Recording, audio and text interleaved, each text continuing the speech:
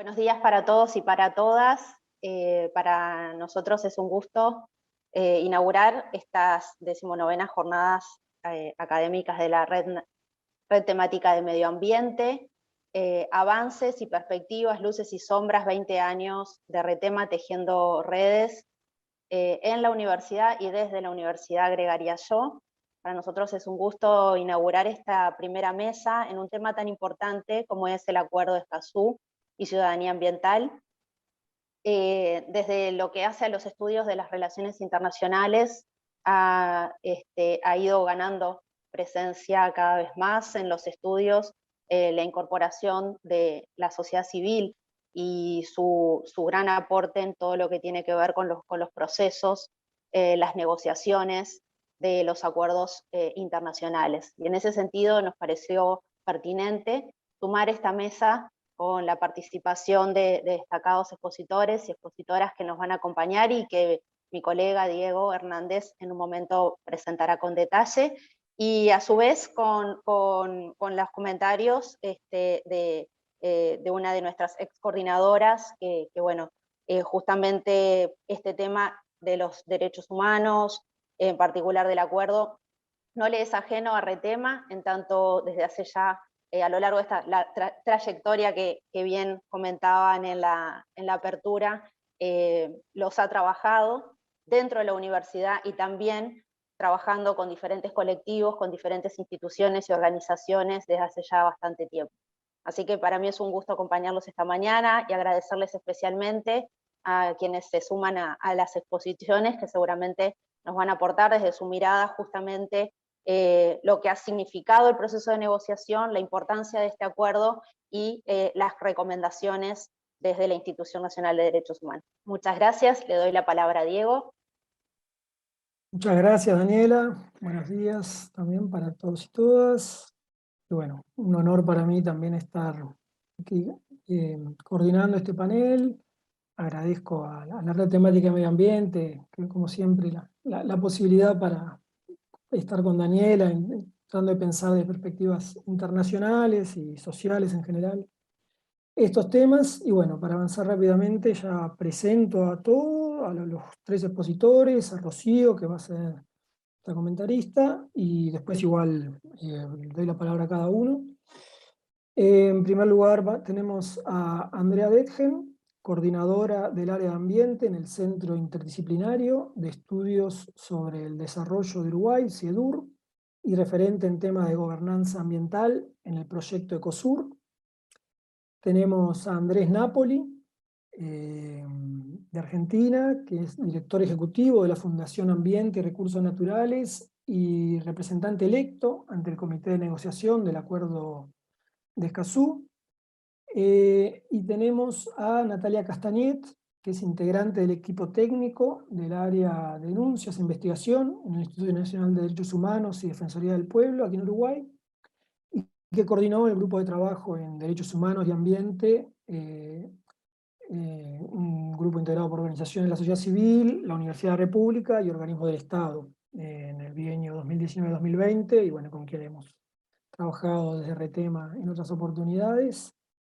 Y los comentarios al final van a estar a cargo de Rocío Guevara, colega de la Retema, ex coordinadora de la Retema, y quien coordinó junto con Natalia Castagnet la publicación Derechos Humanos y Ambiente, en donde se compilaron exposiciones de las jornadas ambientales de Retema del año 2018, las que eran las 15avas jornadas de Retema. Así que bueno, agradecerles a los cuatro la bienvenida, y bueno, y decirles que estoy seguro voy a aprender mucho de todas las exposiciones. Creo que está bueno, que es una mesa en donde combinamos en forma estrecha academia y movimientos sociales, sociedad civil. Entonces, bueno, creo que eso también es un plus que nos va a permitir aprender mucho de este panel. Andrea, buenos días. Bueno, muchas gracias, Diego. Gracias a todas y todos de ese lado. Felicitaciones a la Retema por los 20 años. Algo que escuchaba cuando estaban comentando hace un ratito, que también agradecerles por ser un espacio de articulación, claramente, ¿no? Yo como sociedad civil, el Estado, instituciones del Estado y academia, lo cual es absolutamente imprescindible para tratar estos temas, cualquier tema y también los temas ambientales. Entonces agradecerles por eso, por ser este espacio de articulación, y por otro lado también que han marcado agenda, ¿no? Porque que eso no es poco. Ahora también recibir la invitación de ustedes para trabajar este tema que quizás ha sido poco trabajado o poco conversado a nivel de las instituciones, bueno, traerlo sobre la mesa no es menor, ¿no? Vamos marcando agenda, así que muchas gracias por eso. Y bueno, me alivia compartir la mesa con Andrés y con Natalia, porque sé que cualquier cosa que yo no voy a decir, van a estar ellos para complementar la información. Bueno, nuestro rol como CIEDUR, tanto como CIEDUR y en coordinación con otras organizaciones, fue realizar el seguimiento en todos estos años de negociación que tuvo el acuerdo. Nosotros compartimos las reuniones con los representantes del público, como fue Andrés por su organización. Comenzamos generando incidencia acá en Uruguay, ¿no? Convocando al resto de las organizaciones como CAINFO, Gaia, la red de ONGs ambientalistas, para empezar a conversar y hablar sobre el tema, a generar conocimiento también, ¿no? A raíz de eso conformamos una comisión, que era la comisión del principio 10, que ahora les voy a contar a qué se refiere, y a través de ahí empezamos a hacer como la incidencia de poder participar en las negociaciones, buscar recursos para poder estar en las negociaciones, y bueno, lo pudimos hacer. También gracias al resto de las organizaciones y de los representantes y las representantes del público que estuvieron ahí, que siempre estuvimos trabajando y en continua comunicación. Quería comenzar diciéndoles eso porque de ahí mi rol, nuestro rol como CIEDUR en este acuerdo. Pero bueno, como empecé yo, tengo que comentarles que, a qué se refiere, ¿no? ¿Cuándo surgió, cómo surgió este acuerdo regional, este acuerdo de Escazú? Todo sucedió, todo comenzó en la Conferencia de Naciones Unidas sobre Medio Ambiente y Desarrollo, en 1992, donde sabemos que esta conferencia marcó un cambio en la orientación de las políticas mundiales en el tema ambiental. Pues no solo se consagró de forma expresa el derecho a disfrutar de un medio ambiente sano, sino que también se propuso un modelo de desarrollo que es el que hoy por hoy seguimos, que es el modelo de desarrollo sostenible, que integra armoniosamente la protección del ambiente, el crecimiento económico, el desarrollo social, el fortalecimiento de la democracia con la participación pública, el afianzamiento de las identidades nacionales y la creación y fortalecimiento de valores culturales generados de una conciencia ambiental, ¿no? Es decir, este desarrollo sostenible que integró todas las dimensiones posibles, no solo la económica, no solo la social.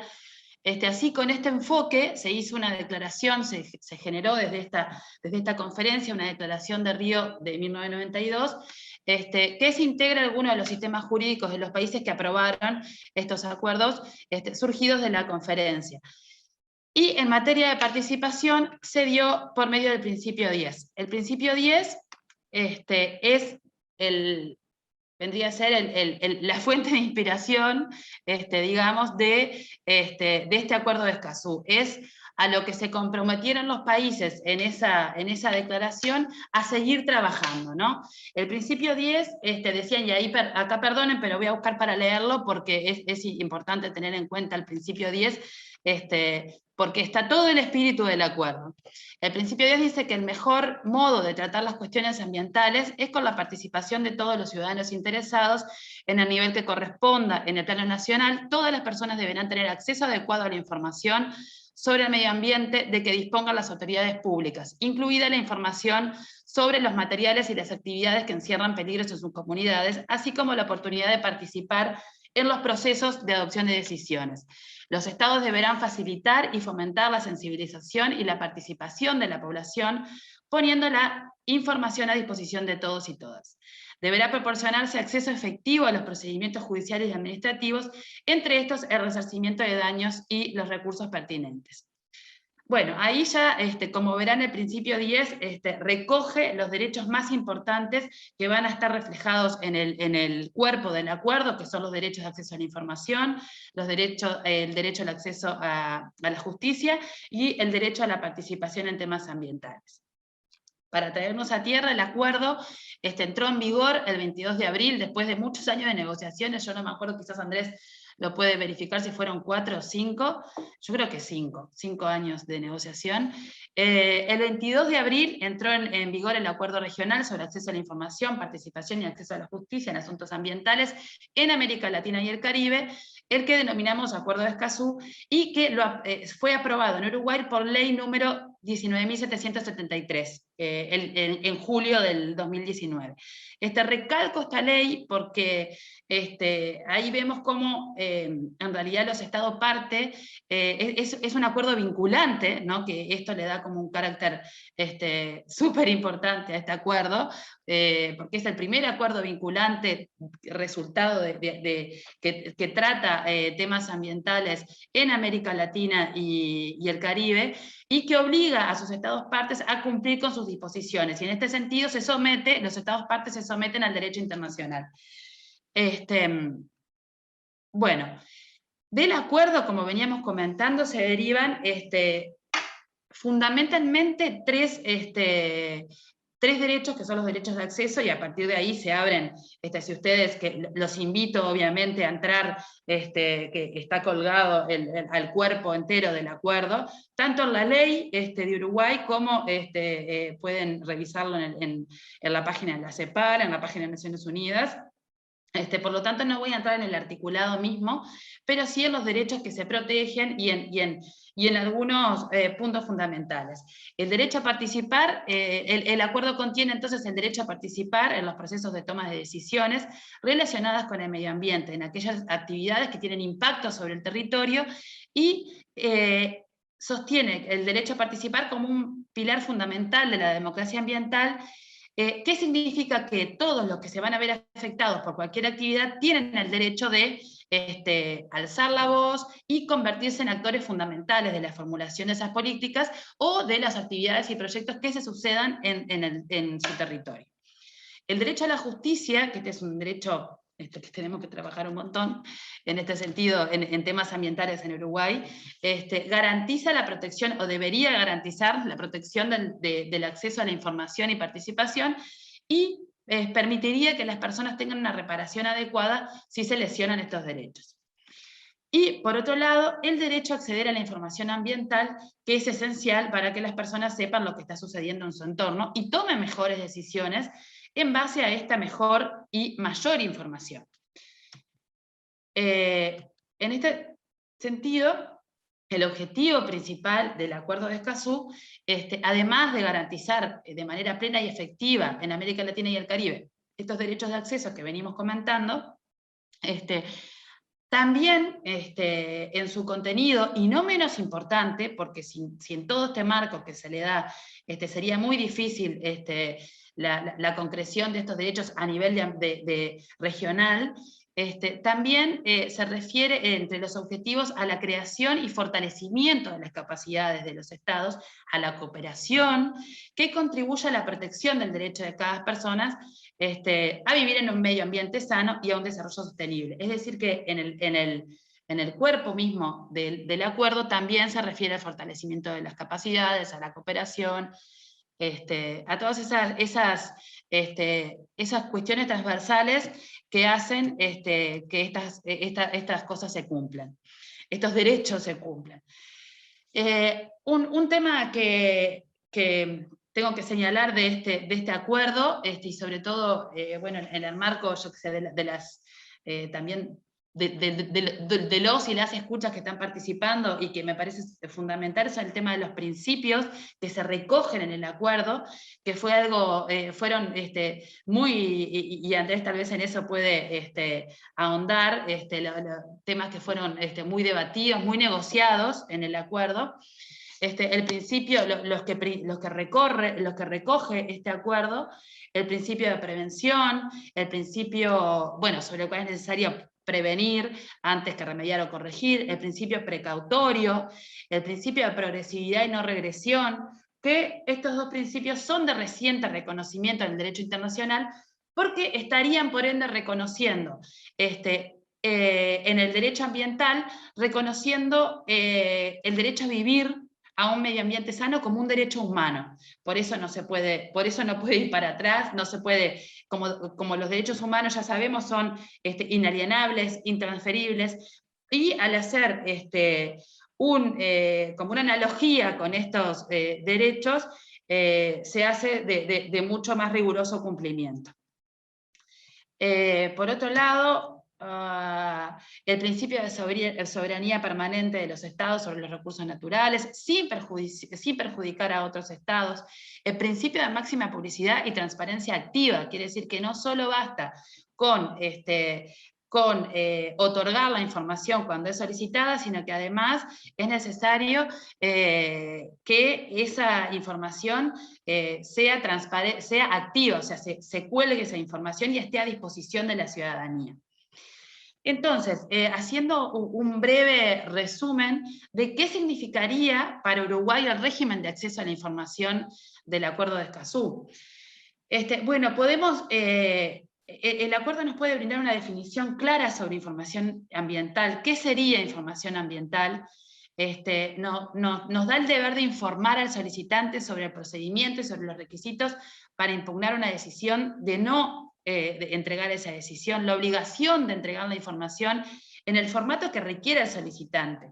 En este sentido no es necesario, ni siquiera sería necesario ni decir el nombre. Se puede solicitar por por mail, se puede solicitar por vía presencial, sin tener que decir, sin tener que corresponderse a un titular, etc. En lo que decíamos hoy, este marco de transparencia activa, ¿no?, en materia de información ambiental, contar con sistemas de información actualizados que incluyan instrumentos internacionales, informes del estado ambiental, listado de entidades y competencias, bueno, entre otros. La obligación de adoptar medidas para promover el acceso a la información ambiental que se encuentre en manos de agentes privados, ¿no? Bueno, en este sentido podemos encontrar, nosotros tenemos la ley de acceso a la ley de información, Uruguay cuenta con un marco amplio en ese sentido, la cuestión es, bueno, hacerlo cumplir, ¿no? Y tener un respaldo, como es el Acuerdo de Escazú, no viene nada mal. Tenemos que trabajar el acuerdo en conjunto con la ley, para hacer respetar el derecho al acceso a la información. ¿Qué significa para Uruguay el régimen de acceso a la participación ambiental? En primer lugar, se establece la participación como un derecho, ¿no? La obligación de contar con mecanismos para hacer efectiva esa participación. En este sentido nosotros tenemos, mecanismos como la audiencia pública, como la puesta de manifiesto, que lo pueden encontrar en, por ejemplo, la ley de evaluación de impacto ambiental, pero tenemos como grandes huecos también, porque, por ejemplo, estos mecanismos como la audiencia pública no están reglamentados. Es decir, no hay un reglamento que diga que la audiencia pública tenga que ser tantos días antes de ser convocada, que tenga que ya haber presentado determinada información. No hay un reglamento que reglamente estos mecanismos de participación. Sí los hay, pero bueno, falta trabajar en ello.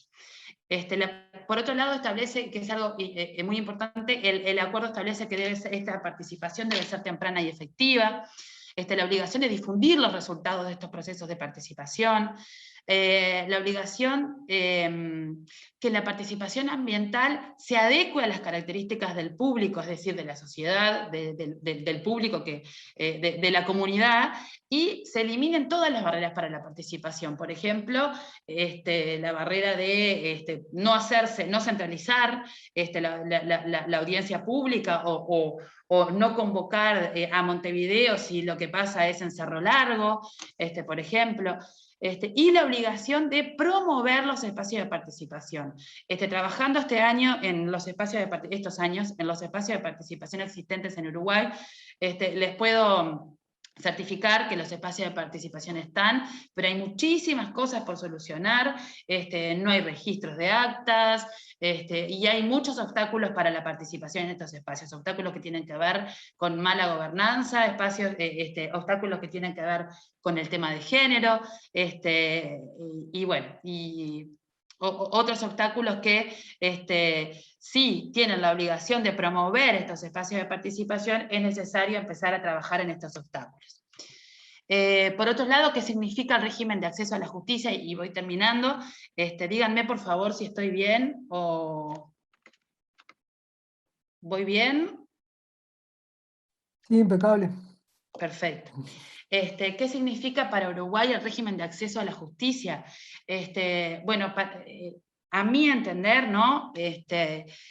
Acá significa mucho y hay muchísimo para hacer, porque en tema de información hay un montón, en tema de participación hay un montón de cosas que arreglar, cosas que quizás están, pero hay que reverlas, sistematizarlas para después hacer un relevamiento, un diagnóstico, evaluar y ver cómo solucionarlo. Pero en temas de justicia tenemos un gran debe.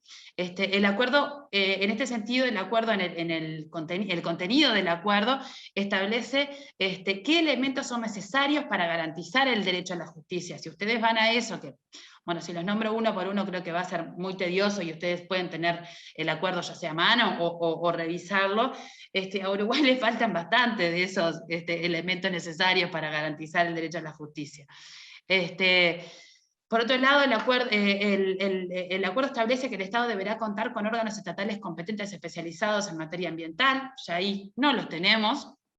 No tenemos ni tribunales especializados en temas ambientales, no tenemos ninguna figura que tenga que ver que tenga conocimientos especializados en materia de justicia, no tenemos fiscalías ambientales como tienen otros estados, como por ejemplo Colombia, ni tribunales especializados, no tenemos ningún actor que auspicie como un órgano estatal competente especializado en materia ambiental.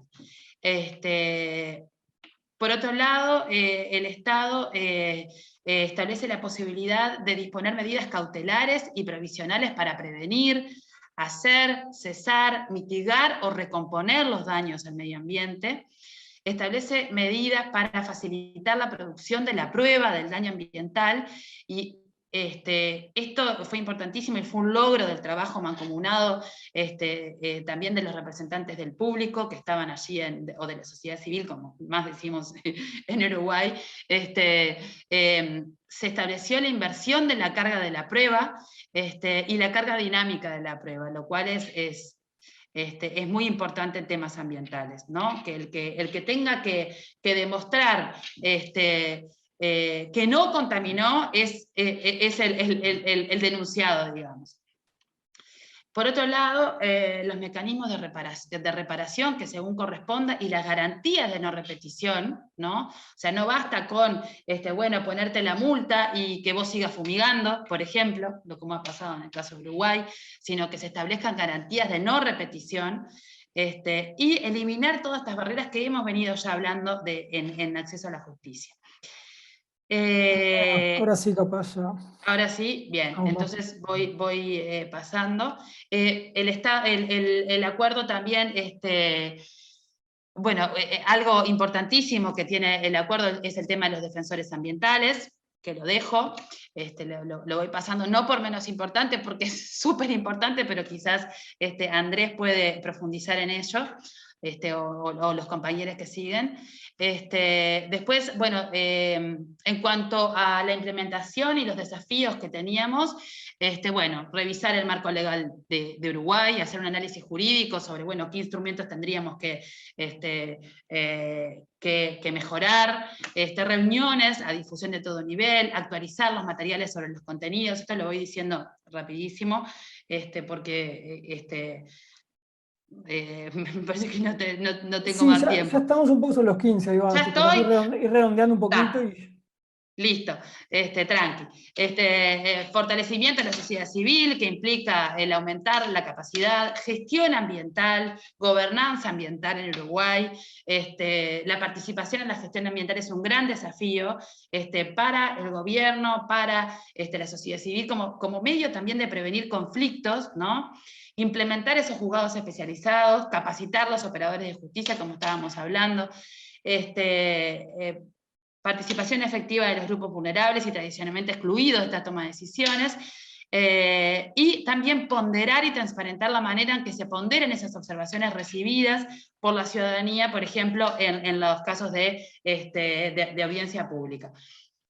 Acá cierro diciendo que, y también dejando un paso también que tal vez mis compañeros quieren sí ahondar sobre esto, que las negociaciones del acuerdo de Escazú fue en todo el proceso de negociación, y por eso este acuerdo que salió con un contenido robusto y claro, fue un ejemplo de nuevo modelo de gobernanza en el cual el público, es decir, la sociedad civil, tuvimos voz en la toma de decisiones y fuimos aportando al texto del tratado, y que fuimos considerados como interlocutores válidos, que actuamos articulando con los representantes del gobierno y con las y los expertas que se encontraban en ese acuerdo.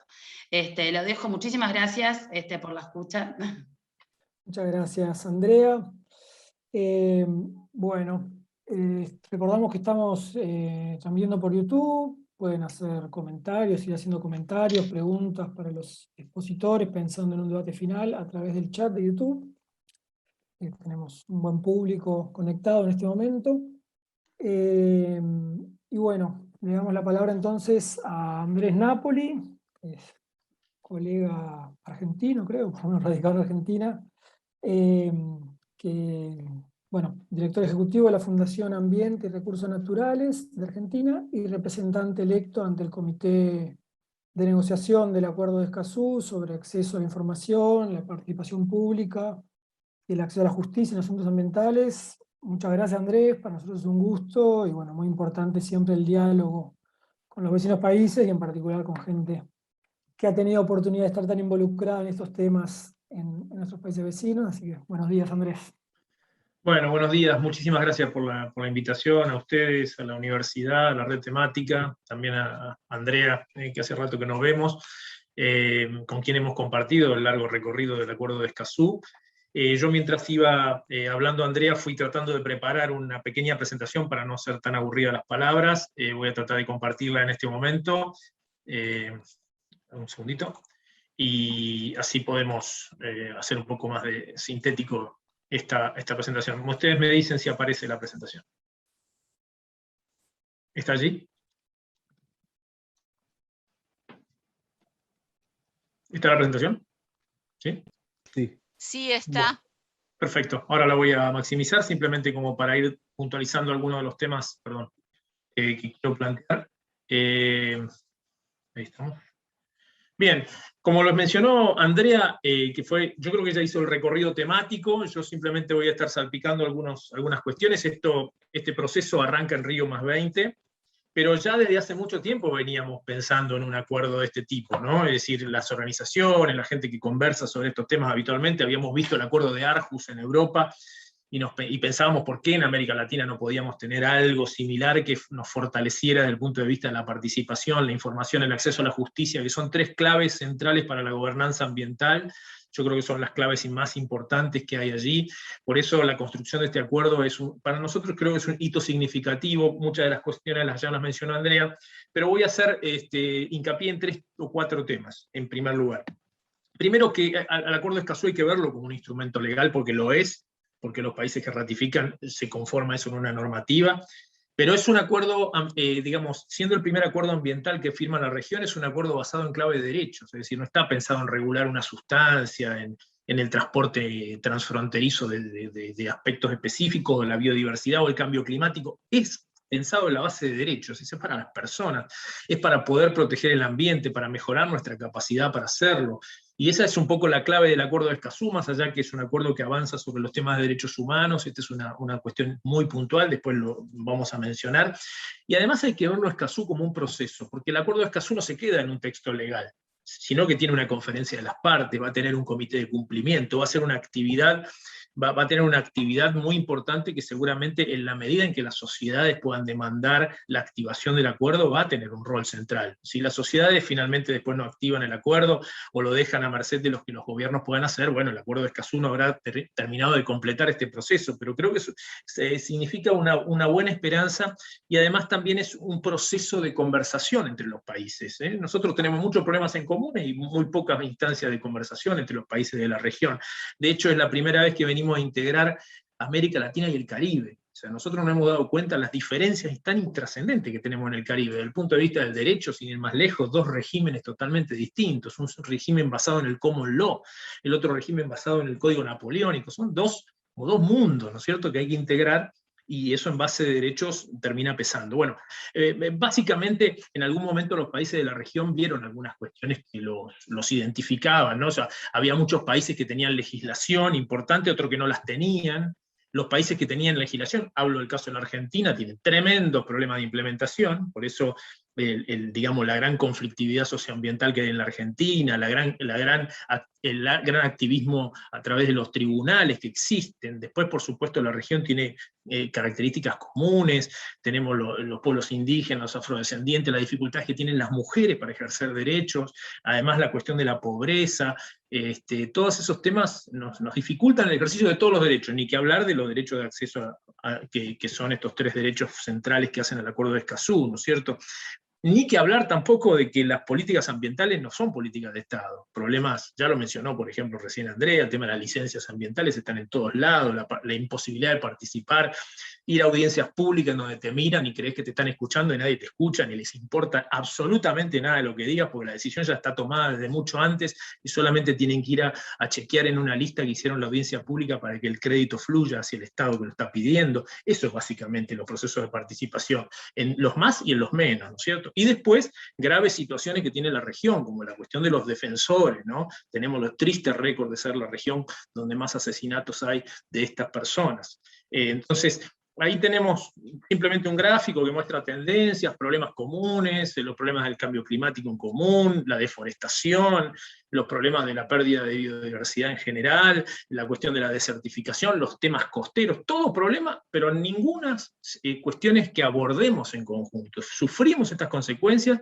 después cada uno por su lado anda tratando de ver cómo la aventajea a nivel internacional, y esto es un poco lo que el acuerdo intenta plantear, ¿no? O sea, bueno, tenemos problemas comunes, a ver si podemos avanzar en estos procesos de manera conjunta también, ¿no? Y ni que hablar de la cuestión de los defensores, es otro tema que nos caracteriza. Por eso, el Acuerdo de Escazú también lo mencionó Andrea, por eso va al pasar la cuestión de la conflictividad socioambiental. Veamos los puntos de conflicto calientes que hay en la región, muchos vinculados a la zona minera, otros a la zona de la deforestación, es decir, están en todos lados, pero la región se lleva un récord importante allí. Entonces, el camino de Escazú, lo menciono, no fue un camino fácil, arrancó con 10 países en el 2012, en el Río +20, después se fueron juntando y se fueron sumando otros países. El mío, por ejemplo, no estuvo en el arranque de la negociación, se sumó después. Hubo que hacer 4 reuniones preparatorias, lo que llaman reuniones de puntos focales, eso fue entre el 2012 y el 2014. Ya desde ese momento, desde Río +20 inclusive, pero desde ese momento la sociedad civil, lo que se llama el público en general, fue jugando un rol importantísimo, porque estuvo siguiendo todos los procesos, firmó las declaraciones, fue construyendo un poco la masa de lo que después formó parte del arranque de la negociación en el 2014 al 2018, con un comité de negociación que abrió la posibilidad de la participación de la sociedad civil, con representantes electos que, como dijo Andrea, tenían derecho de hacer uso de la palabra en situación de igualdad de los países. Por supuesto no pueden votar, por supuesto tampoco podían proponer texto, pero sí podían, es decir, lo que plantearan no iba derecho al texto, sino que lo tenía que intermediar un país. Ese fue todo un proceso de aprendizaje. Recuerdo todavía la reunión de Uruguay, que fue la tercera, donde la cosa estaba muy tensa entre el público y los países, pero después de eso se llegó a un consenso, se comenzó a trabajar más positivamente, hubo confianza, hubo conocimiento entre países y los representantes de la sociedad civil en general, y se pudo hacer un proceso, como diríamos, virtuoso. Entonces llegamos al 2018 con un montón de negociaciones, de reuniones de negociación, y 24 países adoptan en Costa Rica este acuerdo, para llegar al 22 de abril de este año, donde entró en vigor, con 12 países que lo ratifican, y el año que viene, posiblemente, en el primer cuatrimestre tengamos la primera conferencia de las partes, en donde ya esto se dará comienzo ya a lo que va a activar el acuerdo, con la conformación también del Comité de Aplicación y Cumplimiento, que yo creo que es uno de los roles centrales, para poder hacer que el acuerdo se vaya implementando de manera pareja en los países, y hacer que aquellas personas que no tienen respuesta a los problemas de accesos, información, participación, justicia e incluso defensores, puedan tener una acogida en este acuerdo y que puedan tener respuestas. Ahí es un poco el desafío que nos presenta esto. Bien, tengo algunas cositas que tienen que ver, para mí, importantes del acuerdo. Este es un acuerdo que junta muchas cosas, es decir, es la gran esperanza del acuerdo y la gran responsabilidad que tiene, ¿no? Es el primer acuerdo multilateral, señala un multilateralismo en lo ambiental en la región, negociado entre los estados con significativa participación del público. Es un acuerdo que avanza en el vínculo entre derechos humanos y ambiente, no solamente por lo que dice el postulado, sino hasta por la Corte Interamericana de Derechos Humanos así lo reconoce en algunos de los fallos y algunas de las digamos, resoluciones que ha sacado últimamente. La premisa que tiene está un poco basado en la Agenda 2030, la idea de no dejar a nadie atrás, por eso el acuerdo le pone mucha atención a los grupos en situación de vulnerabilidad, así los define, para intentar darle prioridad o foco en la posibilidad de que puedan atravesar las barreras que impiden el derecho de los accesos, y va estableciendo obligaciones, ¿no?, entre estados, pero también entre estados y sus sociedades, que muchas veces es complejo eso plantearlo, por eso es un acuerdo basado en la clave de derechos, ¿no? Es un instrumento vinculante, lo mencionó Andrea, es trascendente. Esto atravesó toda la negociación, es decir, nunca se quiso decir si el acuerdo iba a ser vinculante o no, pero se negoció de tal manera que al final fue vinculante, pese a que hasta el último minuto de la negociación esto no se sabía. Estos países inclusive amenazaron con retirarse de la negociación si el acuerdo iba a tener el carácter de vinculante, pero estaba muy claro, por lo menos para los miembros de la sociedad civil y muchos de los líderes del proceso de Escazú, que no queríamos una nueva declaración, no queríamos un nuevo código modelo, queríamos una norma vinculante que obligase a los países, y eso se logró, y es un acuerdo acordado sin reservas. También otro elemento positivo, el país que se incorpore no va a poder decir esto no lo aplico, lo aplica en su totalidad. También, por supuesto, y no menos importante, el primer acuerdo que cuenta con garantías para defensores, no es poco, se ha trabajado muchísimo, el primer acuerdo mundial que reconoce el derecho, el principio de no regresión en materia ambiental, además creando estándares comunes para una región tan desigual. Después, por ejemplo, el tema de acceso a la justicia, si uno recorre los países del Caribe va a ver que está ni siquiera garantizado el acceso a la justicia. Hay países que tienen, por ejemplo, bajo régimen de common law, tienen primera instancia en su país, segunda instancia en otro país, y la tercera instancia tienen que ir a reclamar a Inglaterra, y todo eso bajo el sistema de costo que tiene el common law. ¿De qué manera se puede hacer el acceso a la justicia? Y de ninguna manera, ninguna manera. Yo les podría comentar lo que significa contratarse un barrister en Inglaterra, uno para darle la mano a un barrister, que es el único que accede a los litigios, digamos, ante los tribunales, tiene que poner 100.000 euros en la mesa de entrada de la oficina de una persona de ese tipo. Entonces, digamos, cuando el acceso a la justicia para temas de interés común, en países no existe directamente. Nosotros por eso nos quejamos de los problemas que tenemos, pero por lo menos tenemos garantizado poder acceder a un tribunal, ¿no? Y por supuesto que fortalece el multilateralismo, que no es algo menor en las negociaciones de temas ambientales. Bien, el acuerdo de Escazú es este texto, se puede encontrar en cualquier lugar, tiene una estructura de acuerdo más o menos clásica, Andrea lo recorrió en lo temático, tiene un sistema en la primera parte, con los preámbulos, objetivos, después por una segunda que es la parte operativa, un elemento que mencionó Andrea muy importante, que es el fortalecimiento de capacidades y cooperación, que yo diría que es la parte transversal del acuerdo, es decir, no hay posibilidad de que los países puedan pensar en implementar el acuerdo si no mejoran sus capacidades, si no se fortalecen, si no mejoran estructuras operativas. Así que hay un trabajo para hacer y muy importante ahí. Después todo un conjunto de reglas de procedimiento que yo no lo dejaría de lado, sino que lo creo como que es la parte viva del acuerdo, en donde va a haber la reunión de la COP, va a haber el comité de cumplimiento, la reunión de la COP va a ser parte de, digamos, va a ser con participación del público, con representantes del público. El comité de cumplimiento nosotros aspiramos, todavía no tenemos las reglas, pero estamos creyendo, impulsando y trabajando para que brinde la posibilidad de que las personas tengan contacto directo con el comité de cumplimiento, que pueda el comité de cumplimiento defender a los defensores a través de reclamar y de recomendar la aplicación de medidas cautelares y de protección para personas en situación de riesgo. Así que vemos que esto está en conformación, pero es lo que el acuerdo nos propone, ¿no?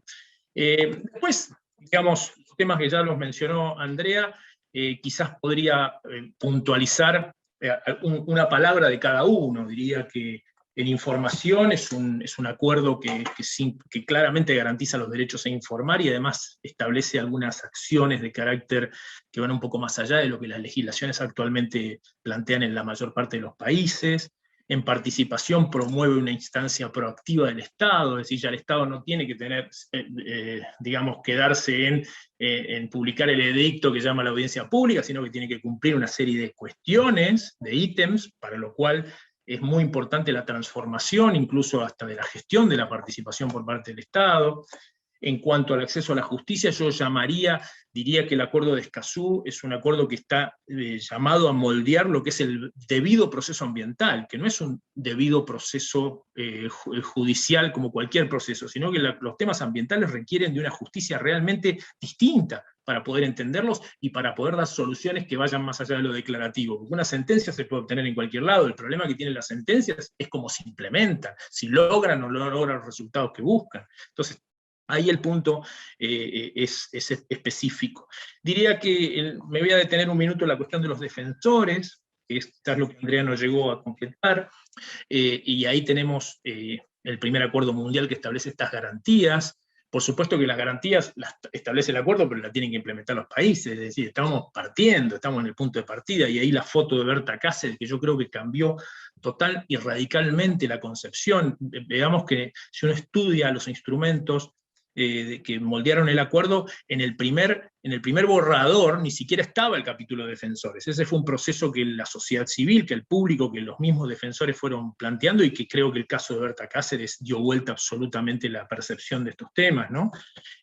Así que las cifras de la violencia están más que a la vista. Ahí tenemos el récord de los asesinatos con el informe de Global Witness, con Brasil, con Colombia, con Honduras, Nicaragua, todos países que van a la cabeza, lamentablemente, este triste récord que nos sigue recorriendo. Si mirásemos las cifras de este año, vamos a ver que México ha crecido notablemente, así que esto, lejos de solucionarse, ahí anda, ¿no? Todavía, y hay que trabajar mucho. Por eso el acuerdo establece medidas, a través de un capítulo que es el artículo 9, yo llamaría las medidas del entorno seguro y propicio, que es lo que primero plantean los defensores, la idea de establecer la posibilidad de que ellos puedan desarrollar sus actividades. Ahí se describe que se entiende como el tal, ¿no? Como un entorno seguro y propicio, las medidas de protección antes y eventualmente las medidas de respuesta ex post, y saber que los defensores, cuando llegan a situaciones de violencia, no es lo primero que reciben. Esa es una larga antecedente de medidas que empiezan en sus poblados, en sus lugares de acción, y que terminan muchas veces con hechos de violencia, con amenazas e incluso lamentablemente con la muerte, después de un largo recorrido de desatención absoluta por parte de quienes tienen que dar respuesta. Así que ahí hay que trabajar, y mucho. Voy cerrando en lo que queda, diciendo que este ha sido un acuerdo que también el público trabajó mucho. Ahí tenemos una imagen de alguna de las reuniones donde está el público, y este público se estableció con representantes que fueron electos. Ahora se va a volver a repetir esa modalidad para lo que es la integración en la conferencia de las partes, que tiene que tener también representación del público.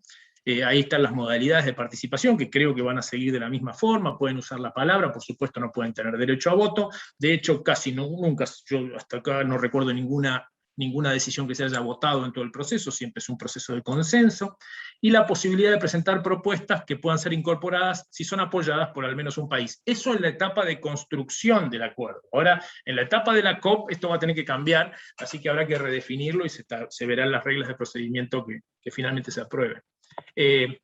Decimos, el público fue importante, permitió seguramente la introducción del capítulo de defensores, incorporó estos principios que Andrea mencionaba, el principio de no regresión, el principio de pro persona.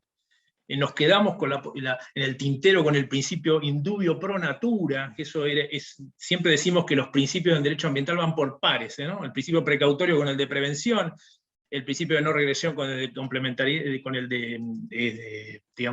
complementariedad, ¿no? Con el de gradualidad. Y el principio pro persona va con el principio indubio pro natura. Bueno, no lo pudimos incorporar, ahí tuvimos una férrea oposición de algunos países, quedó en el tintero, pero yo creo que esto está la posibilidad de que se pueda incorporar. Los instrumentos de información, participación y justicia que mencionamos, y por supuesto la participación del público en los órganos distintos del acuerdo y en la implementación, que va a ser lo importante en cada uno de los países. Bueno, esto es un poco así, estamos en este momento como la ratificación, tenemos bastante pintado el cono sur, digamos, con Uruguay a la cabeza, siendo uno de los primeros, Argentina y Bolivia, también Ecuador, también Panamá, también México, Guyana. Nos están faltando países que han sido motores en el acuerdo, como fue Chile. Por supuesto, también nos está faltando Colombia, estaría como países importantes de la región, y Brasil, sin hablar, pero bueno, todos sabemos la situación internacional de cada uno de esos países, y el caso de Perú también, pero veremos al futuro qué es lo que pasa. Hemos recorrido ya este camino, estamos en la etapa de la aplicación y la disposición del acuerdo, así que esto es lo que nos queda por delante, y lo más importante en principio del acuerdo es hacerlo conocer y empezar a trabajar sus textos para que cada uno de los países se pueda implementar. Bueno, hasta acá. Muchas gracias. Detengo la presentación. Muchas gracias, Andrés. Excelente la presentación. Seguimos un buen público acompañando por YouTube. Llegaron varias felicitaciones y algún comentario de Ariana Brandon preguntándose sobre las dificultades que hay para los avances legales en temas ambientales en Uruguay y en la formación, los problemas que hay, la falta de especialización en la formación, digamos. Pero bueno, queda para el debate estos comentarios, y le damos la palabra a Natalia Castañet, nuestra tercera expositora, integrante del equipo técnico del área de denuncias e investigación de la Institución Nacional de Derechos Humanos y Defensoría del Pueblo, y quien coordinó el grupo de trabajo en Derechos Humanos y Ambiente, integrado por la RETEMO, por UDELAR, además de organismos del Estado y de la sociedad civil. Buenos días, Natalia. Buenos días, muchísimas gracias por la invitación. Es un gusto estar nuevamente acá encontrándonos de vuelta con la gente de RETEMA, y un placer también compartir esta mesa con quienes estuvieron exponiendo antes. Felicitaciones también a la RETEMA por los 20 años y también por estas jornadas que realiza anualmente, que sin duda también constituyen un paso también para el ejercicio de estos derechos, del derecho de acceso a la información, a poner también a disposición del público el conocimiento que la Universidad de la República genera. La Universidad de la República como organismo público también está obligada a la difusión de la información ambiental, de la información que genera y del conocimiento que genera, y bueno, y estas instancias son fundamentales y son son instancias más en la promoción de derechos humanos. Así que me alegro, y bueno, siempre es un gusto compartir con la RETEMA. Lamento que no podamos estar presencial, y bueno, vamos a tener que adaptarnos por ahora un poco más a esta forma de comunicación. Voy a empezar un poco, bueno, presentando a la Institución Nacional de Derechos Humanos y Defensoría del Pueblo. Es un organismo público que es autónomo, tiene por cometido la defensa, promoción y protección en toda su extensión de los derechos humanos reconocidos por la Constitución y por el derecho internacional, y una de sus funciones es la de recomendar o proponer al Estado las medidas necesarias para que el ordenamiento jurídico y las prácticas administrativas e institucionales garanticen el goce efectivo de los derechos humanos, de acuerdo a los estándares internacionales de derechos humanos vigentes. Bien, ahí se me cortó. Ahí va. Disculpe que puedo tener un poco de problema con la conexión. Si llego a apagar en algún momento la cámara, es para que se escuche mejor, ¿tá? Entonces, bueno, desde la Institución de Derechos Humanos se reciben denuncias y consultas sobre posibles vulneraciones de derechos humanos por parte de todos los organismos del Estado, y también está previsto dentro del funcionamiento la posibilidad de la creación de grupos de trabajo para profundizar en ciertos temas. En este caso fue propuesto por la sociedad civil la conformación de un grupo de trabajo sobre derechos humanos y ambiente, que funcionó durante 2019 y parte de 2020. Tuvo participación de la sociedad civil, el Estado, y bueno, la academia también participó la RETEMA. Ahora voy a profundizar un poquito más. A ver, voy a compartir la pantalla.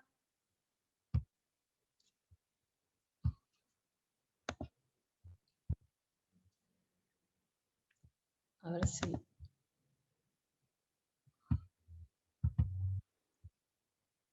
Bueno.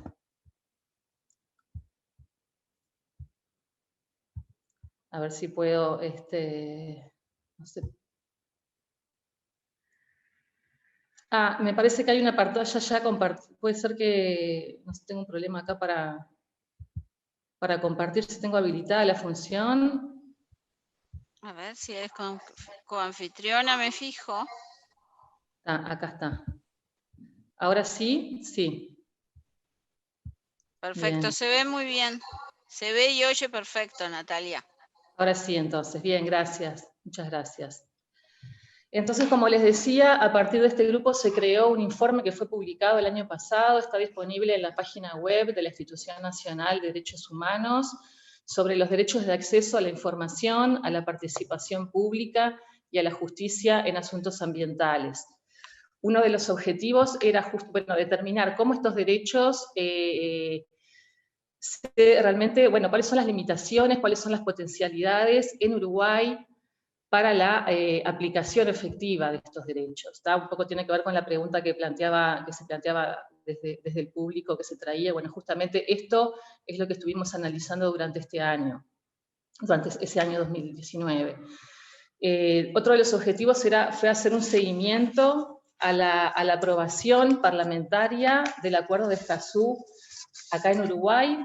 Eso fue muy sencillo porque se aprobó enseguida, o sea, el 17 de julio de 2019, el Parlamento aprobó por la ley 19.773 el Acuerdo de Escazú en Uruguay.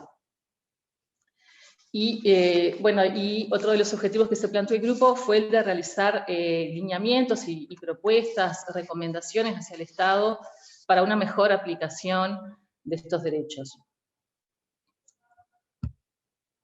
Acá, aquí una foto con algunas de las participantes del grupo de trabajo.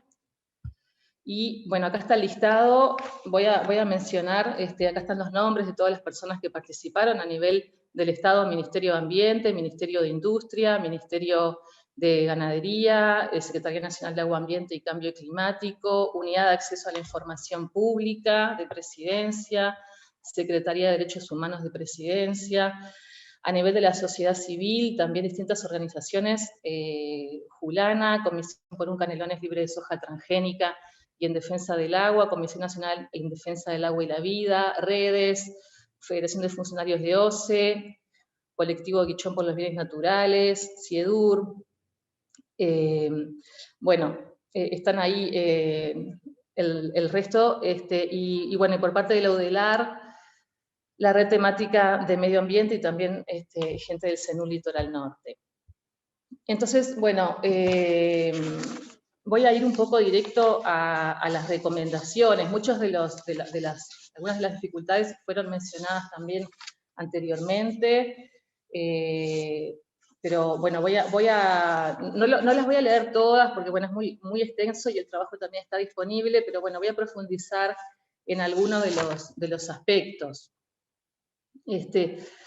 Dentro de lo que planteó el grupo. Yo primero, antes de esto, quería aclarar también que el grupo de trabajo, lo que buscó fue hacer un proceso participativo, interinstitucional, multidisciplinario, multisaberes. No se trató de hacer un trabajo estrictamente académico, sino a partir de las experiencias de las propias organizaciones y los propios organismos públicos, con foco a partir de las prácticas y de las experiencias recogidas por los mismos. Y fue un resultado de un proceso participativo desarrollado que no recoge necesariamente, o sea, no se trató de llegar necesariamente a consensos absolutos. Los contenidos son, parte del diálogo que también fue, en algún momento ustedes, se imaginarán con toda esta cantidad de organismos y organizaciones sociales, muchas veces, las discusiones eran fuertes, por suerte, ¿no? Hay una frase que dice, donde todos piensan igual, nadie piensa mucho, y bueno, esto trató también de guiar el funcionamiento del grupo de trabajo, tratar de generar más y más ideas y discusión. Pero bueno, algunas recomendaciones sí fueron como producto de un consenso, entonces son estas las que voy a presentar, ¿no? Por un lado, bueno, fortalecer la generación y divulgación de información sobre afectaciones de salud asociadas a condicionantes ambientales. Esto se vio como una dificultad, la vinculación de problemas de salud en base a temas ambientales. Esto no está suficientemente desarrollado, muchas veces no es posible generar este nexo, y esto es algo que es necesario poder desarrollar más a nivel del Estado. Fortalecer la transparencia activa en relación a la calidad del agua. A ver, se me fue el... Ahí está. La coordinación de solicitudes de información entre organismos del Estado. Una de las cosas que se discutió en el grupo es que, bueno, muchas veces las personas no saben cuáles son los organismos competentes en relación a los diferentes temas que tienen que ver con el ambiente, ¿no? De alguna manera, en Uruguay, si bien hay un Ministerio de Ambiente que tiene funciones específicas, de alguna manera todos los organismos del Estado tienen alguna competencia en temas ambientales, todos los ministerios, o sea, todos pueden tener algún tipo de competencias. Esto hace que para las personas sea muchas veces muy difícil, cuando en el momento de hacer una denuncia o en el momento de hacer una solicitud de información, saber a qué organismo específicamente tiene que recurrir. Entonces, en el caso de las solicitudes de información, pero después lo planteamos también en acceso a la justicia, en el caso de las denuncias, es importante que pueda haber una coordinación entre los distintos organismos del Estado para poder justamente hacer efectivo estos derechos de acceso. Otra de las recomendaciones fue revisar la ley de acceso a la información pública en criterios de clasificación de la información, donde los criterios de información en base a confidencial y reservada se considera que se debe priorizar el interés público por sobre el interés privado, que existen ciertas formas de protección a las empresas, por ejemplo, en cuanto a la información que deben dar. Bueno, por otro lado, la comunicabilidad de la información científica, que esta pueda ser adaptada a diferentes públicos. Fortalecer el Observatorio Ambiental Nacional, que es un dispositivo existente, es una fortaleza, pero también muchas veces el acceso y poder encontrar la información no es siempre como tan sencillo para las personas que no están familiarizadas con esto. Después, en base a la participación pública en asuntos ambientales, algunas de las cosas, también de las recomendaciones que se manejaron fue reconocer las distintas formas de participación social existentes. Acá tenemos que tener en cuenta que cuando hablamos de participación en asuntos ambientales, por un lado existen mecanismos institucionales a nivel del Estado, como son, por ejemplo, las comisiones de cuenca, como son las audiencias públicas en las evaluaciones de impacto ambiental o en los instrumentos de ordenamiento territorial. Estas formas de participación, bueno, tienen ciertas limitaciones también, pero también existe una gran variedad de formas de participación por parte de las organizaciones sociales, por parte de movimientos sociales, sociedad civil, por parte de las comunidades locales que puedan tener más o menos niveles de organización, pero es necesario que también estas múltiples formas de participación sean también reconocidas y tenidas en cuenta. No solamente la participación tiene que estar circunscripta a los mecanismos que el Estado establece y a la forma que el Estado establece. Por otro lado, también garantizar, esto ya lo han mencionado antes, que la participación pública debe estar garantizada desde las etapas tempranas de los procesos de decisión, no solo como una ratificación de proyectos ya aprobados. Difundir efectivamente los mecanismos de participación y la información previa necesaria, facilitar las condiciones económicas y sociales que garanticen la concurrencia a los espacios de participación. Se ha manejado, por ejemplo, que las audiencias públicas para evaluaciones de impacto ambiental muchas veces son realizadas en días y horarios de trabajo, o en lugares incluso lejos de donde está la población afectada. O sea, en algunos lugares se han hecho audiencias públicas de repente en Montevideo, cuando tiene que ver o en ciudades, y no necesariamente en los lugares donde se desarrollan proyectos. También se manejó también bastante el tema de las comisiones de cuenca, poder fortalecer su adecuado funcionamiento, ampliar el campo de temáticas sometidas a consideración, poder crear nuevas comisiones. No sé cómo estoy de tiempo. Te quedan 2 minutos teóricamente, pero bueno, si te extendés un poco más, no pasa nada. Quedan 2 minutos para Bien. ustedes. Bueno, bárbaro. Estoy ya entonces en el último punto, que es en relación al derecho de acceso a la justicia en asuntos ambientales. Una de las cuestiones que se manejó fue que es necesario revisar la estructura institucional, tanto en el Poder Judicial como a nivel de Fiscalía. Voy a aclarar que cuando hablamos de acceso a la justicia, no nos referimos solamente al Poder Judicial. También tiene que ver con los aspectos administrativos de acceso a la justicia.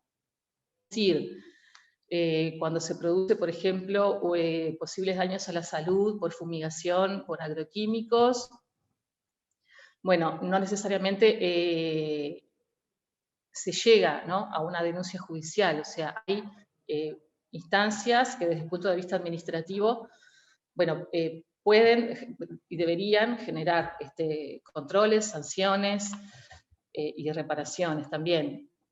Entonces, es necesario también que la población conozca como dije anteriormente, conozca estas posibilidades, que los ámbitos administrativos también funcionen en cuanto a la celeridad de los trámites y en cuanto a la eficiencia, y que, bueno, que los tiempos de las investigaciones puedan garantizar una respuesta rápida y efectiva. Y bueno, y a nivel del Poder Judicial, como decíamos, existen también muchas limitaciones en cuanto a lo que tiene que ver con la prueba, con poder probar los hechos, con lo que tiene que ver con, bueno, lo que es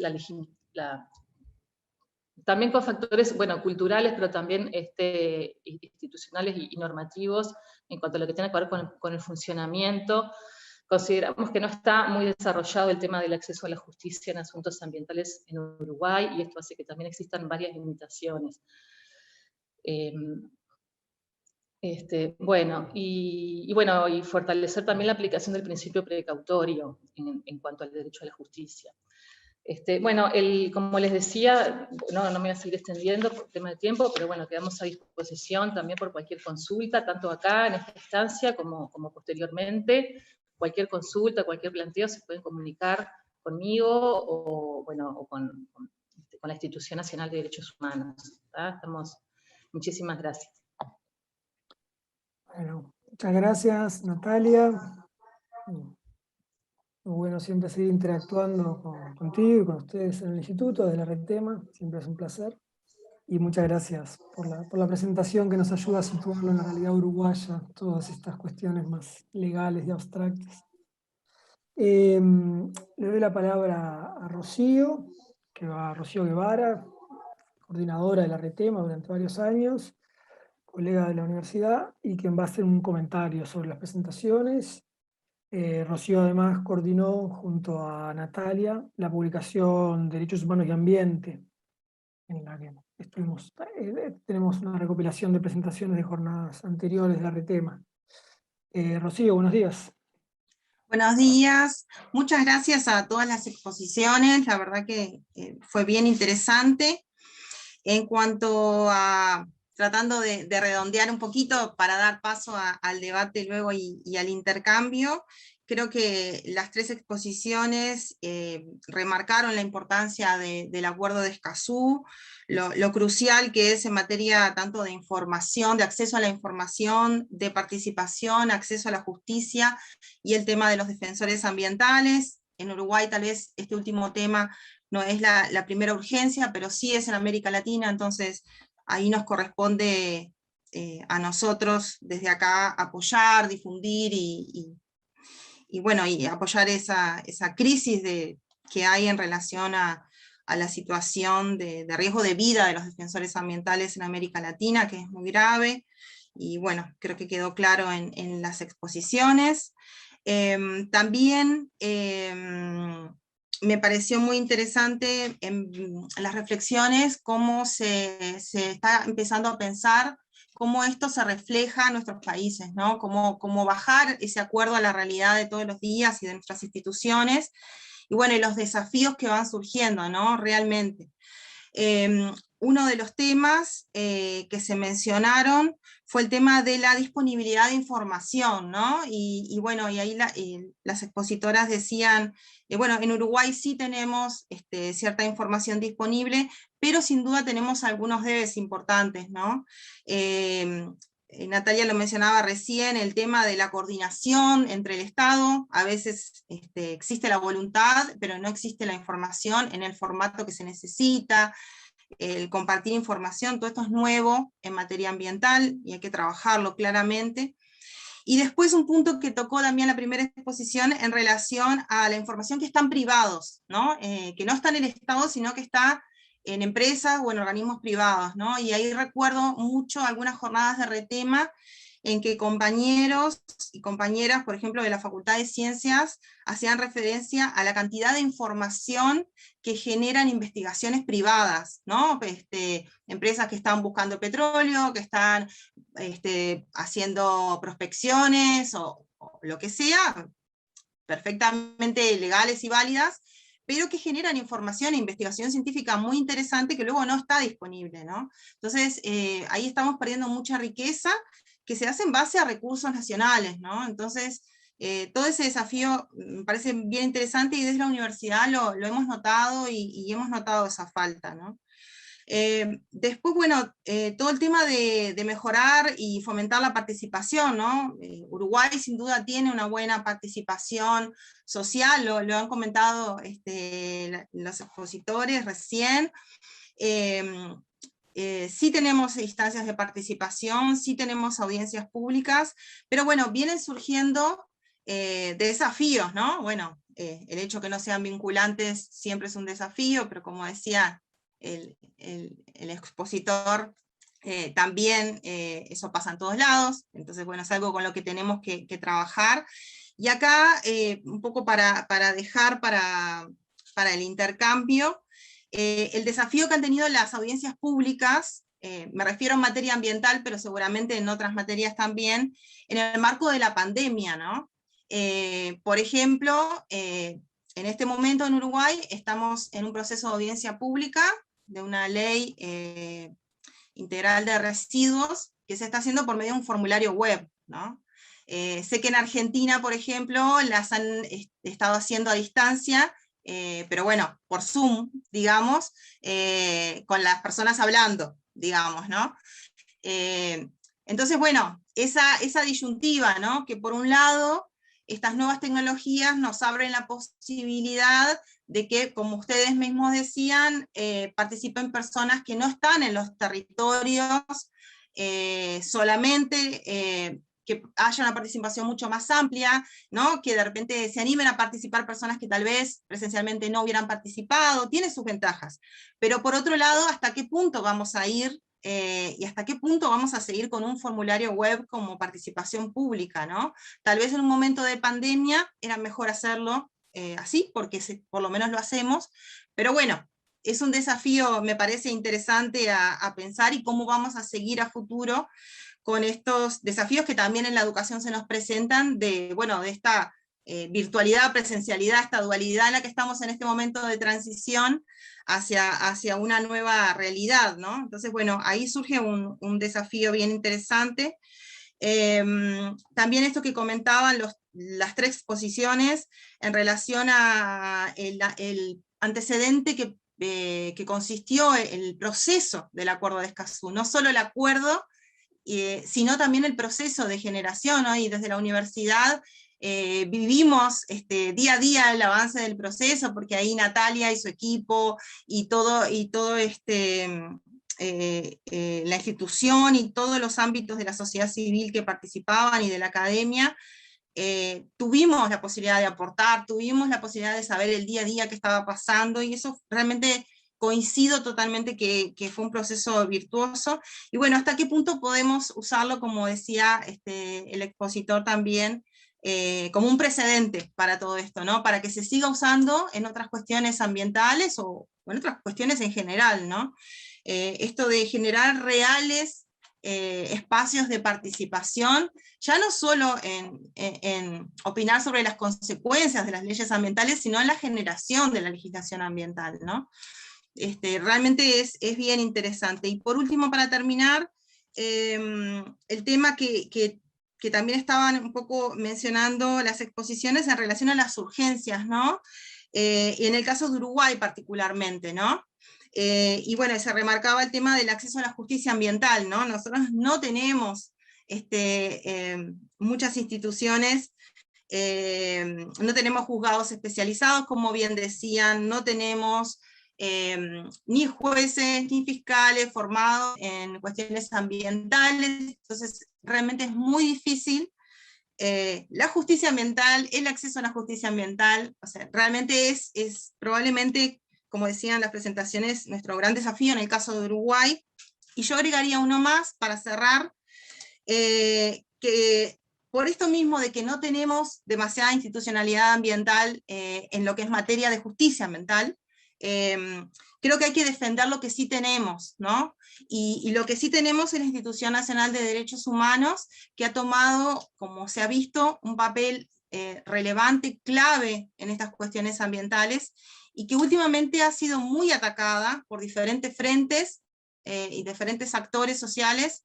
Entonces creo que desde la academia y desde la sociedad civil nos toca defender la institucionalidad que nos da la Institución Nacional de Derechos Humanos, que es una institución que no está comprometida con nadie, que tiene su autonomía y su independencia, y que ha generado valor realmente en los pocos años que tiene. La cantidad de actividades, iniciativas y espacios que ha generado son impresionantes, lo hemos visto, sé que en todas las áreas de los derechos humanos, pero en el área de derechos humanos ambientales, en el área de materia ambiental, en la materia ambiental, ha sido muy importante, ¿no? Entonces, agregaría que otro desafío es defender la institución nacional y los espacios para abordar las cuestiones de los derechos ambientales que tenemos.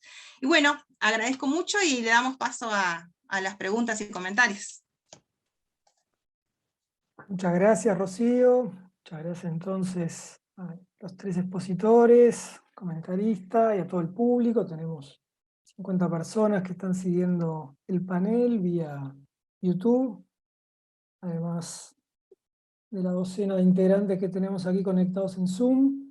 Y bueno, tenemos felicitaciones también, ¿sabes? De varios los que están, del público que está siguiendo por YouTube. Y para comenzar el debate le damos la palabra a Teresa, que levantó la mano aquí. Bueno, ya no digo hola porque ya estamos hace rato, ya lo puse en ambos chats, muchísimas gracias. Cada una de estas presentaciones y también los comentarios de Rocío han sido muy esclarecedores. Yo solo voy a hacer una cosa así muy pinceladas de las distintas exposiciones que me llamaron la atención, porque bueno, yo obviamente de derecho ambiental y estas cosas no sé, no es mi especialidad, muy poca cosa, ¿no? Pero algo que me ha llamado la atención, y perdónenme si hago referencias primero a la tercera exposición, o a la segunda, o a la primera mezcladas, ¿eh? Yo en eso voy a hacer un entretejido muy, muy artesanal. Una cosa que me llamó la atención y me parece muy importante, que utilizó Natalia, ¿verdad? La expresión la comunicabilidad, porque efectivamente, entre otras cosas, el lenguaje científico, yo eso lo conozco por mi experiencia de la Semana de la Ciencia y la Tecnología, hay que lograr la comunicabilidad de la información científica, pero la comunicabilidad de la información jurídica sobre derechos es a veces más difícil aún. El lenguaje jurídico puede ser, como se dice, chino básico para la mayoría de las personas, y no es fácil entenderlo y saber qué implica cada concepto. O sea que me parece importantísimo este trabajo de desarrollar la comunicabilidad. En cuanto, por ejemplo, a bueno, nomás el hecho de que este Tratado de Escazú se haya logrado por ese amplio proceso y por ese trabajo tan profundo, que sea vinculante, es algo enorme, porque nuestra experiencia de tantos otros protocolos y de Kioto, Rotterdam, Basilea, cantidad de cosas que hace muchos años ya están en funcionamiento, pero que en realidad no son vinculantes y que cada estado las maneja si quiere, si no quiere, o sea, no tienen esta... probablemente y seguramente la experiencia de lo que ha pasado antes ha llevado a quienes estuvieron trabajando en Escazú a poner mucho empeño en eso. Y perdónenme si digo muchas cosas que son muy imprecisas, pero es de lo que he conocido a través también de la enseñanza que hacemos en estas áreas, ¿no? Después, todo lo que ha hablado Andrés me parece fundamental, y ese famoso principio que trataban de lograr, ¿no? El indubio pro natura. Yo, como aficionada, solo sabía ese principio básico del indubio pro reo, que era, bueno, como una base jurídica, pero que se está tratando de lograr el indubio pro natura, o sea que la naturaleza está primero, pero que todavía no se logró. Quiere decir que todavía hay mucho por hacer, ¿no? Y bueno, todos estos comentarios, muchas cosas que ha dicho, lo que han dicho todos realmente nos aporta, y creo que nuestra función en la UDELAR como retema, pero además todos somos ciudadanos y ciudadanas y personas, pero en retema específicamente comunicar estas inquietudes a todos quienes participan de nuestros cursos, sembrar estas inquietudes en los estudiantes, en las estudiantes, y también en todos nuestros docentes, ¿no? Nosotros en toxicología, si bien yo ahí hablo de mi experiencia personal, pero toxicología es interdisciplinaria, entonces hemos trabajado con docentes de todas las áreas y con integrantes de la sociedad civil, el PIT-CNT, las ONGs, entonces realmente veo que acá se nos abren horizontes muy amplios y trataremos de ir aprendiendo y esparciendo las semillas. No, y una cosa que dijo Andrés, que me estaba acordando, que me la anoté, el tema de América Latina y el Caribe, ¿no? Que sea todo ese conglomerado, y me hizo recordar que una de las presentaciones que vamos a tener mañana en la tarde del miércoles sobre los conflictos ambientales, una de nuestras panelistas, que va a ser la doctora Adriana Cousillas, con el enfoque ecosistémico, justamente todas estas primeras reuniones en las que yo conocí el enfoque ecosistémico, resaltaban que eran de América Latina y el Caribe, porque es una realidad que comparte aspectos muy distintos de pronto a los ámbitos anglosajones o europeos o de asiáticos, o en fin, de todo el resto del mundo. Así que eso de la América Latina y Caribe también me prendió una lamparita enseguida. Así que muchísimas gracias, Andrés, Andrea, Natalia. Y solo mencioné lo que me golpeó, o me llamó un poquito más la atención, pero todo estuvo muy enriquecedor. Gracias. Muchas gracias, Teresa. Bueno, del público de YouTube tenemos a Ariana, que plantea, bueno, sí, un poco el panel le ayudó a reflexionar un poco sobre esto que surgía también de las presentaciones, la necesidad de incorporar más a nivel de formación de grado y posgrado, en particular en administrativos y abogados, las especializaciones en temas ambientales. Y después Jimena Heinzen tenía una pregunta para Andrés también, sobre esta cuestión de los pares de conceptos, ¿no? Que le interesó, lo de prevención, principio precautorio. Y si podía, Andrés, explicar brevemente un poco de vuelta esta cuestión de la oposición de principios, sin compromiso, Andrés, sé que ya pasó la exposición a la diapositiva, pero esa cuestión del público la habían destacado como un tema interesante en el planteo del acuerdo de Escazú. Si hay alguna otra pregunta de aquí de los integrantes del Zoom, si no, hacemos una redondilla breve entre los tres panelistas en base a los comentarios de Rocío, de Teresa, estas preguntas del público, Y ahí ya vamos por cerrado el panel. No sé, Andrea, si querés comentar algo más. Me agarraron desprevenida.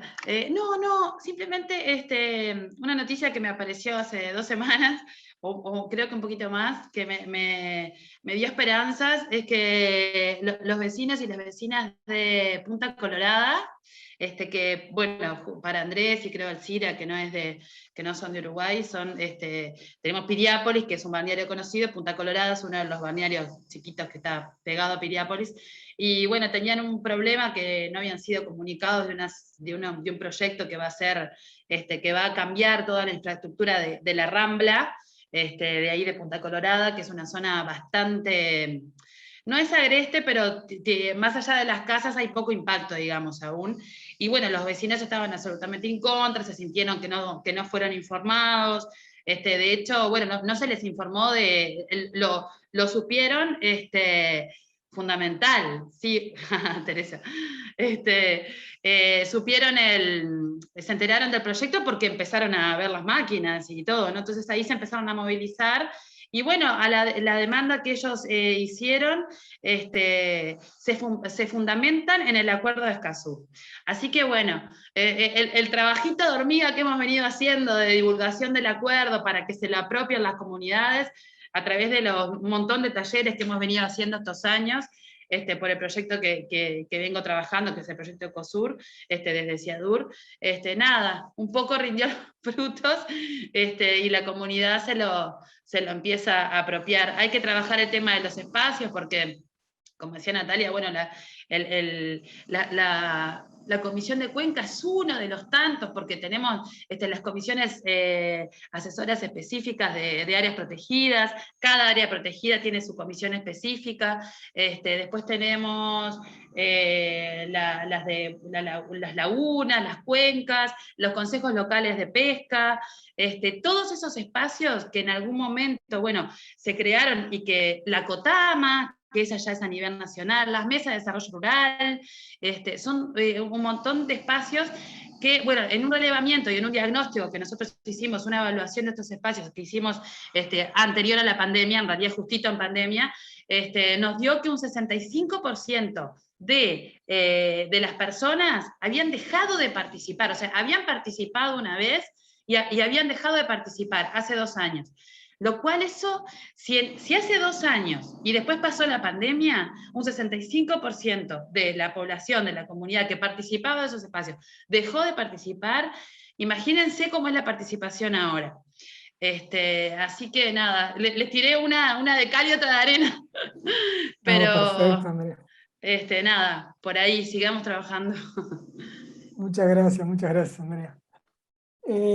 Andrés. Bueno, muchas gracias por los comentarios. La verdad que el plantel Teresa es muy, muy difuso, muy grande, muy interesante, y para trabajar. Estos temas que surgen de las pequeñas comunidades también son centrales. Esperemos que esta mudanza en masa de argentinos de buen nivel o de muchos recursos en Uruguay no termine cambiando ciertas cuestiones. Me he enterado de algunas cosas que están pasando en la Laguna Garzón. Espero que Uruguay tenga para ponerle límites a los que no se limitan nunca. Le digo esto y me parece que tiene mucho que ver con la participación y lo que quieren hacer sus propias comunidades. Yendo específicamente a la pregunta de los principios son, digamos, instrumentos centrales para el derecho ambiental, porque el derecho ambiental es un derecho, y no me quiero extender mucho, pero no encaja muy bien en el derecho, porque el derecho ambiental no es un derecho que regula patrimonios, o que castiga eventualmente cuestiones, digamos, conductas que no son, digamos, conductas lesivas, como pueden ser los delitos. Sí, está bien, puede haber delitos ambientales, pero lo que nosotros tenemos que hacer con el derecho para el ambiente es prevenir, es decir, es mirar de acá para adelante. Entonces los principios muchas veces te ordenan cómo tenés que tomar decisiones. En primer lugar, a los que administran, digamos, los que tienen a su cargo de administración, tienen que decir, bueno, ¿qué decisión tengo que tomar? ¿Qué tengo que mirar para adelante? Bueno, tengo que mirar cómo voy desarrollando mis acciones. Y lo mismo le pasa a los jueces, cuando tienen que tomar decisiones, cuando viene, bueno, está la cuestión del empleo, la cuestión de la cuestión económica, pero también la protección del ambiente. ¿Y cómo valoramos, cómo vamos sosteniendo las decisiones. Y entonces, bueno, ahí están los principios orientadores del derecho ambiental, los más difundidos son el principio precautorio, o el principio de progresividad. Digo que van por pares porque siempre van juntos. Por ejemplo, el principio precautorio obra sobre la incertidumbre, sobre lo que no conocemos, es decir, o sea, no sabemos qué puede llegar a pasar con una determinada cuestión, entonces nos dicen, ojo, que si no lo sabemos, igual que tomar decisiones, porque si no, vamos a enterarnos dentro de 100 años cuáles son los impactos, pero ya no vamos a poder tomar ninguna decisión. Entonces el principio precautorio mira la incertidumbre, y el principio de prevención mira lo que sabemos. El principio de prevención se utiliza, por ejemplo, en la evaluación de impacto ambiental. Sabemos que va a suceder esto, y lo que hacemos es tomamos medidas de prevención para que no suceda, minimizar impacto, o eventualmente le decimos que no a la actividad. Entonces obra sobre los pares. Lo mismo pasa con el principio de no regresión, que muchos tienden a confundírselo con el principio de progresividad. No es lo mismo. La progresividad obra de acá para adelante, vale decir cómo yo tengo que ir tomando decisiones. No le puedo decir a un empresario, mañana deje de contaminar. No, le digo, bueno, lo tenés que hacer en un tiempo, pero esa progresividad no es te doy un año, y en un año me llamás y me decís, che, no empecé, empiezo ahora. No, es preclusiva. Si no lo hiciste, pácate, se termina todo. Entonces es para adelante. Y el no regresión es que no puedo volver para atrás. Si tengo un área protegida y el área está degradada, bueno, no, vendámosla o pongámosla, sometámosla a otro régimen, total la degradamos. No. Es que hay que ir de ahí para adelante. Si llegamos a un extremo como ese, habrá que pensar en otras medidas de protección, en otras compensaciones. Y si ustedes leen el artículo 3 de los principios, casi todos esos principios están ordenados por pares, aún los no ambientales. Igualdad y principio de no discriminación es uno de ellos que está por par, transparencia y rendición de cuentas está por par, no regresión y progresividad. Después está el principio digamos, de máxima publicidad que va junto con ello, y el que nos quedó suelto es el principio de prohombre, que tendría que haber venido junto con el en caso de duda a favor de la naturaleza, es decir, el indubio pro natura. Ahí obra. Eso quedó, va a llegar, no se preocupe. Muchas gracias, Andrés. Le damos la palabra a Natalia. No sé si quiere comentar algo más. ¿Quería comentar algo más, Natalia, después de los... Sí, muchas gracias, Diego, y agradecer los comentarios de Teresa y de Rocío, muy, muy oportunos. Y quería también agradecer por el reconocimiento que han hecho a la Institución Nacional de Derechos Humanos, y también aclarar, en base a lo que decía Rocío, que si la Institución de Derechos Humanos pudo en los últimos tiempos desarrollar también los temas ambientales, fue también gracias al aporte de la RETEMA y al vínculo que hemos tenido con la RETEMA. Así que muchas gracias a la RETEMA, esperamos que siga, poder continuar y profundizar en el vínculo. Y felicitaciones también por esta actividad. Muchas gracias, Natalia. Teresa, vi que tenés la mano levantada. No sé si quedó de hoy o era algún otro comentario. No, es una cosa cortita, agradeciéndole a los tres, y por ejemplo, también a todas las aclaraciones y ampliaciones que ha hecho Andrés, que ha introducido nuevas cosas, y me hizo recordar que yo, en mi carácter de lega en el derecho, que no sé nada, sí me quedó claro una cosa, que es una herramienta o instrumento muy poderoso que tiene Uruguay, que en la Constitución, o sea, que la temática, el tema ambiental es de interés general en Uruguay. Entonces yo aprendí en un curso de legislación ambiental que hice hace 10 años, del doctor Marcelo Cuchillas, pero eso me quedó grabado a fuego, que eso del interés general para el sistema jurídico de Uruguay es muy poderoso, porque el interés general va por encima del derecho a la propiedad, encima del derecho del trabajo, encima de todos esos otros derechos que también son invocados cuando hay querellas. O sea, el interés ambiental puede hacer que se cierre una industria, que se clausure una cosa, y eso es muy importante. Y como bien decía Rocío, si bien falta desarrollar mucho, está muy bueno aprovechar todo lo que ya tenemos.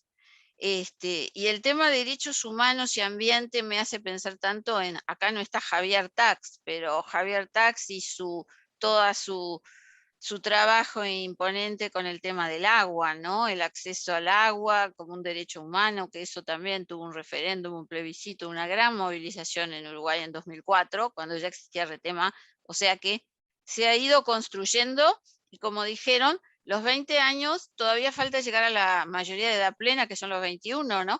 Y seguir creciendo y desarrollar esa juventud y esa madurez. Y bueno, gracias por todo y esperamos seguir aportando y aprendiendo. Bueno, muchas gracias, Teresa, sí, exactamente. Agradecer ahora ya para el cierre, en nombre de Daniela y mío, ¿no? Daniela creo que es un poco el alma mater de este panel, por más que ahora haya dejado la moderación por compromisos laborales a fin de año, se acumulan, pero bueno, agradecer en nombre de Daniela y mío, muy especialmente a los compañeros de Retema, a Nicolás, con todo el rol de soporte que ha tenido, en la ayuda en todo este proceso, y bueno, siempre en la cotidiana de Retema. Agradecer a Andrea Detgen, Andrés Napoli, Natalia Castañet, Rocío Guevara, por las 3 magníficas exposiciones y el cierre que ofreció Rocío. Y bueno, sí, decirles que en lo personal aprendí mucho en esta hora y media, también estoy contento que estamos terminando en hora a las 11, así que voy a aprovechar eso para no extenderles mucho más, pero bueno, agradecerles a todos, decirles que aprendí mucho y que bueno, creo que ha sido un panel que nos ha ayudado a poner el acuerdo de Escazú en la agenda ambiental de Uruguay y de Retema, para quienes a veces se nos escapan estos temas más tan legales, formales, etc. Muchas gracias a todos. Seguimos más adelante con las jornadas. Gracias. Buenos días. Muchas gracias, hasta luego.